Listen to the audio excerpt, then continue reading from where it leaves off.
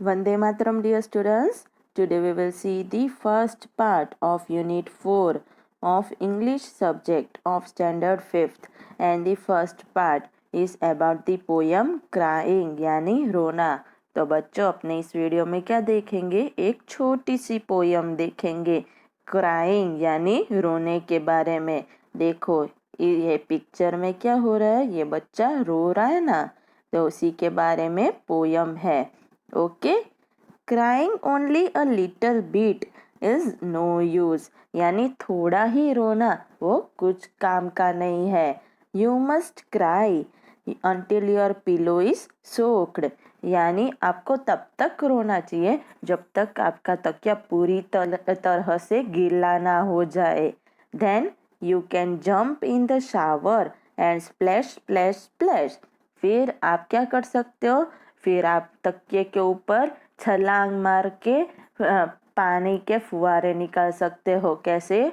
Splash splash splash करके, छलांग मार मार के। तो देखो ये बच्चा क्या कर रहा है, ये बच्चा रो रहा है ना तकिए पे अपना सिर लगा के, और तकिए पे देखो बूंदी जा रही है ना, गीली हो रही है तकिया, है ना। और अब ये क्या कर रहा है, ये देखो छलांग मार रहा है तकिए के ऊपर, है ना।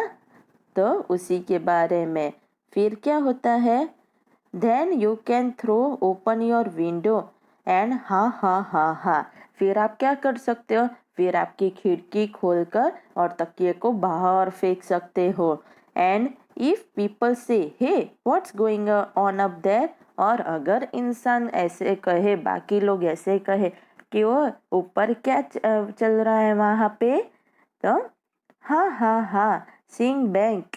Happiness was hiding in the last year. I wept it. हा।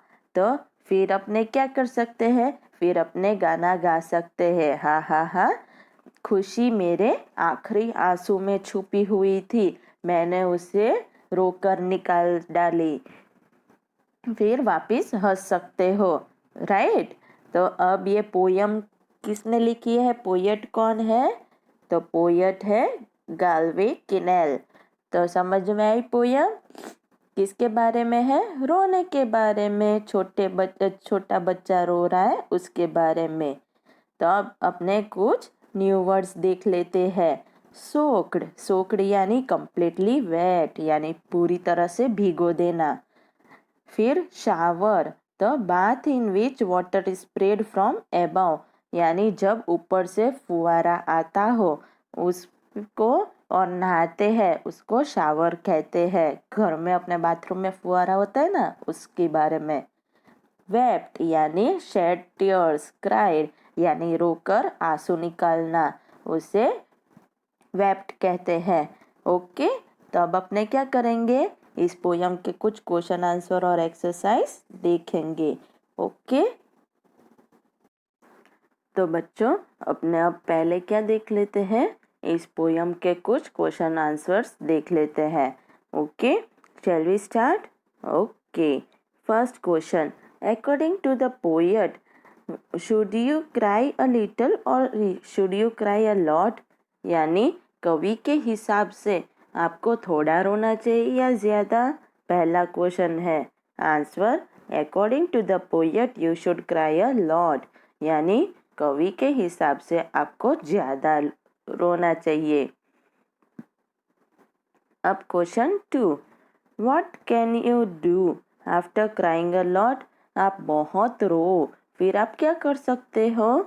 आंसर 2 है, after crying a lot you can laugh heartily यानी आप बहुत ज़्यादा रो लो फिर आप दिल से हंस सकते हो, वापिस मुस्कुरा सकते हो, है ना।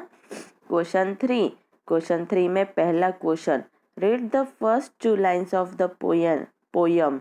Is the mood happy, sad, angry, jealous, upset यानी पोयम की पहली 2 लाइन पढ़ो, तो उसमें मूड कैसा लग रहा है पोएट का आपको, खुश है, दुखी है, गुस्से में है, जेलस है या फिर दुखी है।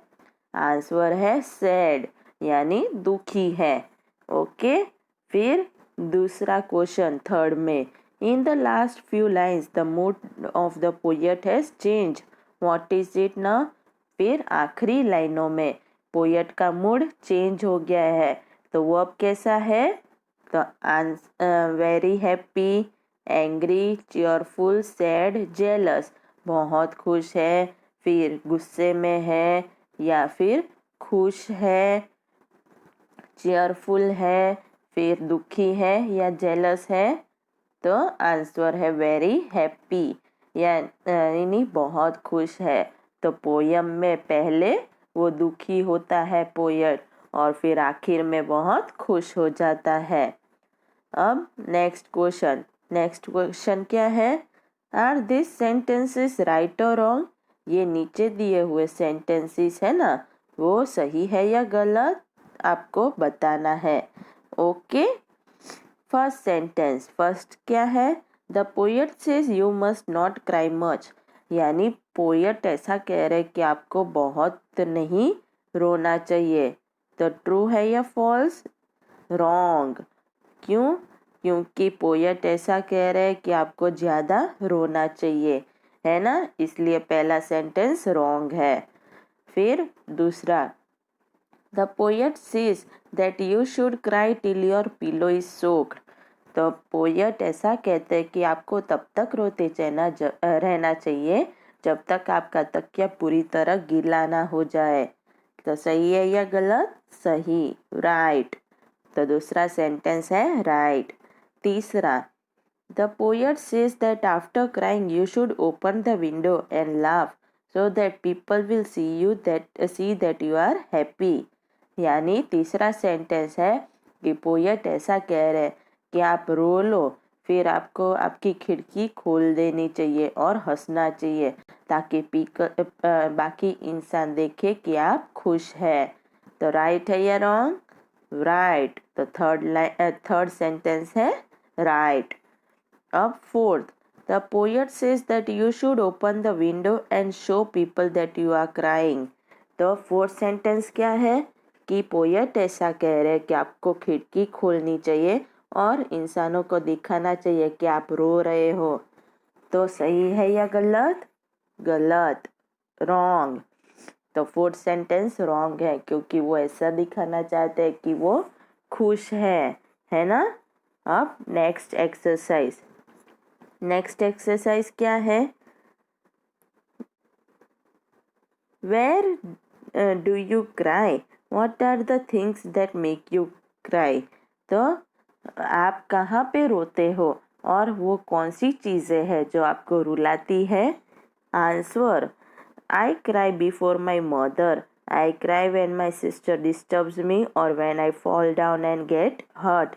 यानी मैं मेरी माँ के सामने रोती हूँ, और मैं तब रोती हूँ जब मेरी बहन मुझे डिस्टर्ब करती है और मैं गिर जाती हूँ और मुझे लगती है ना। अब question 2, can you cry when you are happy? तो दूसरा क्वेश्चन क्या है कि जब आप खुश होते हो तब क्या आप रोते हो? Answer, no, not at all, नहीं, बिल्कुल नहीं। Question 3, which are the things that make you happy? In what way do you show your happiness? तो वो कौन सी चीज़ें हैं जो आपको हंसाती है और किस तरह आप अपनी खुशी जाहिर करते हो?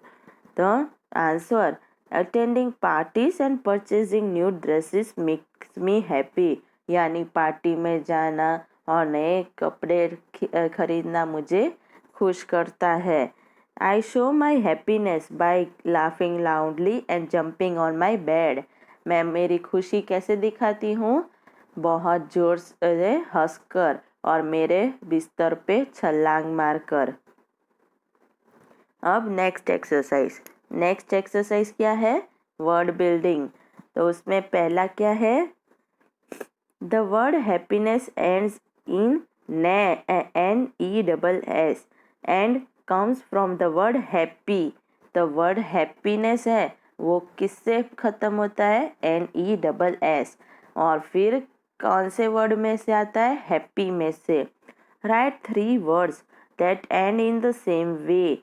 Which words do they come from? यानी 3 ऐसे शब्द लिखो जो NESS से खत्म होते हो और वो वर्ड कौन से वर्ड में से आया है। तो पहला है क्लेवरनेस, तो इसमें NESS आ रहा है और कौन से वर्ड में से आया, क्लेवर में से। फिर दूसरा अगलीनेस है ना, और अगली शब्द में से आया है। तीसरा नीटनेस, कहाँ से आया है, नीट में से, राइट।